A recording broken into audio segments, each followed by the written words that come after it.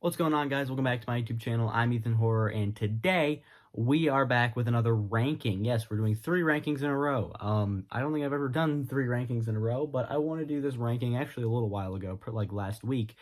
But I was busy, excuses, some other things. I didn't get the video out. But today we are going to be ranking all 4 Fear Street movies. Obviously, I wanted to rank it when Prom Queen came out, but that didn't happen. So we're ranking it now. There's 4 Fear Street movies. You have the original trilogy from 2021 and the new one, Prom Queen. I love the Fear Street movies. There isn't a single one in here that I'd say I really dislike. Just some mediocre ones and, some that I don't love. But I know there's one I love. So, Fear Street fans, I am a Fear Street fan. I'm one of you. I am going to say some bad things about the franchise here in a little bit. So just know, I love the franchise, but I'm going to talk crap. Coming in at number 4, this was not really much of hesitation at all. It's Prom Queen, the new Fear Street, the only one that's actually based on a Fear Street book, which is weird, but it's also the worst Fear Street movie. The acting is good. I do think it feels like a very realistic high school, even when all the characters are being jerks. That's how high school is, man. Like, it's pretty realistic. So I think all the performances are pretty solid. Everyone plays their character very well. You can see a lot of the distinct personalities. Some of the characters felt like they weren't used much, like the lady from The Conjuring who plays like one of the principal. I don't know why she's even in this. But yeah, it's good. Some of the characters are enjoyable, but it's just too basic for me. The plot is just... there isn't one. It's just kind of like the killer is killing people and then the killer gets killed. It's a basic slasher plot. With that being said, it's completely fine. It's enjoyable, honestly. It's more enjoyable when it's not the killers. Like, when it's just the characters, like, arguing and stuff. I honestly cared more about that than I did about whatever the killer was doing. And the twist, oh my god, the twist is atrociously horrendous. Like, one of the worst twists I've ever seen in a horror movie in my life. I literally gaslit myself into thinking that the twist wasn't what it was because, okay, so the twist is that the other candidate, the mean girl, is the killer and her parents, and because they wanted her to be prom queen and not the main character. And I was like, it's probably going to be them. But obviously, that would be an obvious red herring, because why would it be the most obvious choice? So the entire movie, I'm like, well, it can't be them, because that would be stupid. But it is.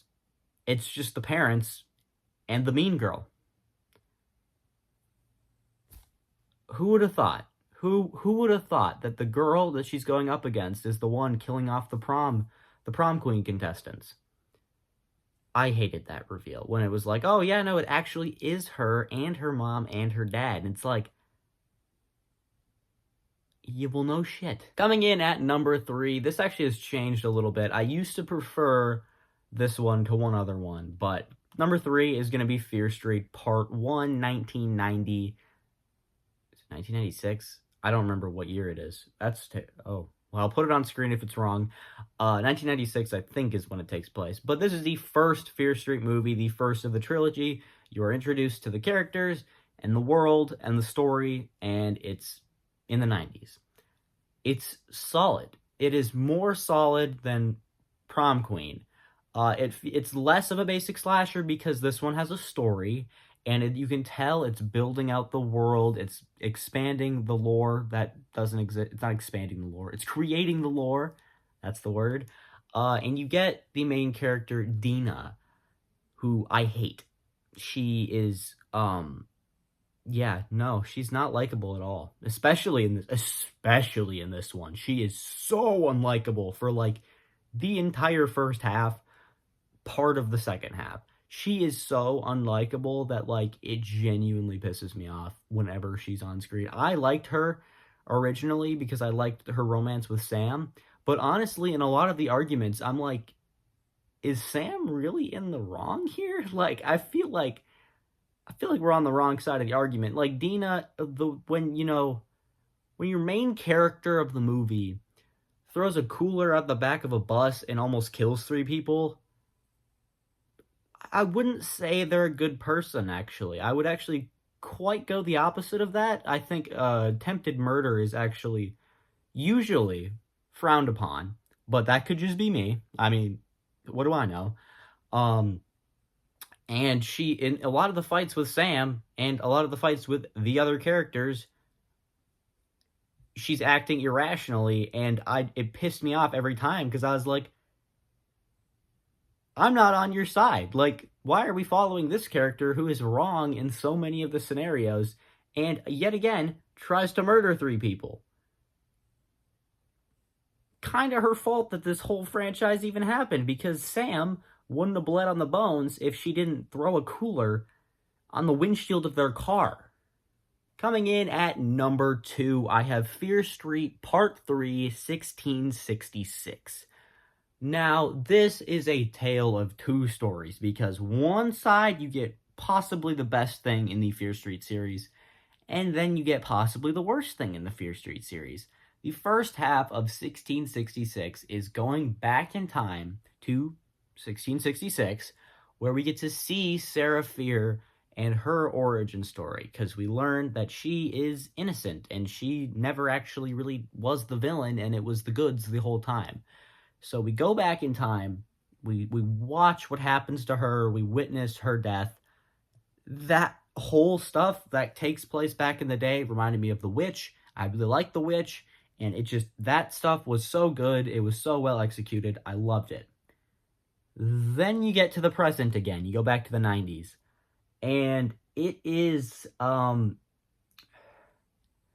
know it's supposed to be like kids horror or entry-level horror, but it feels cheesy. Like, that final fight, for me, a lot of the stuff felt cheesy. The humor rarely ever worked in this one, which I think part 1 and 2 are pretty funny. 3 was not funny at all. I mean, it wasn't, yeah, because the first half is played seriously, and the second half is just not funny. And you don't get Sam, who was my favorite character from the first one because of how selfless she was in some of the scenarios.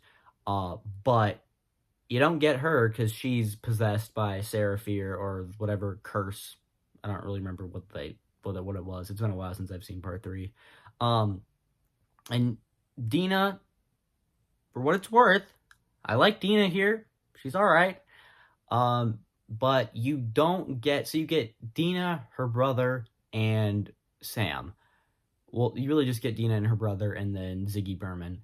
And then they were like, oh crap, we killed the 2 comic relief characters of the first movie who weren't very funny in the first place.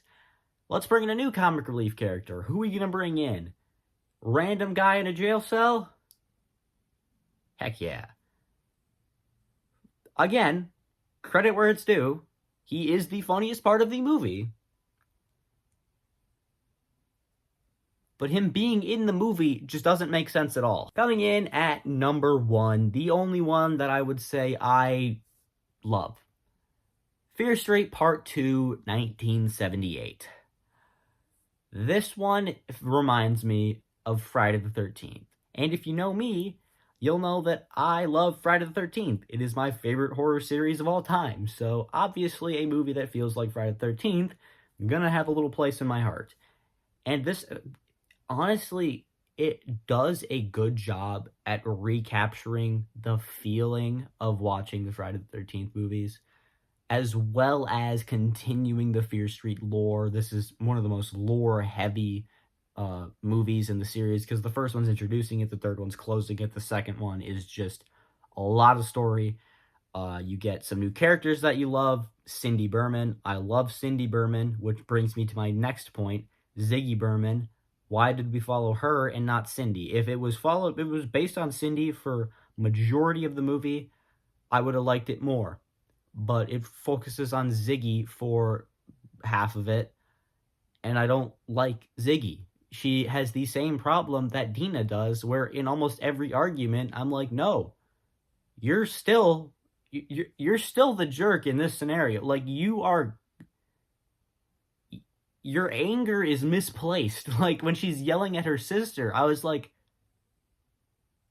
I feel like Cindy's allowed to want to escape Shadyside. Like, from what I hear in all of these movies, Shadyside sucks. Why would you not want to escape it? Like, I feel like that's not a very unrealistic thing to want, especially with how awful it is in these movies. Like, you're like, I get it. She's acting differently because she wants to get out of this place. This place sucks. I would want to get out of it too. Okay? That's this argument. That's like, it's like right at the start of the movie. It pisses me off so bad because she's wrong. Ziggy is just flat out in the wrong. She's yelling at her sister for wanting to leave Shadyside. Shadyside sucks.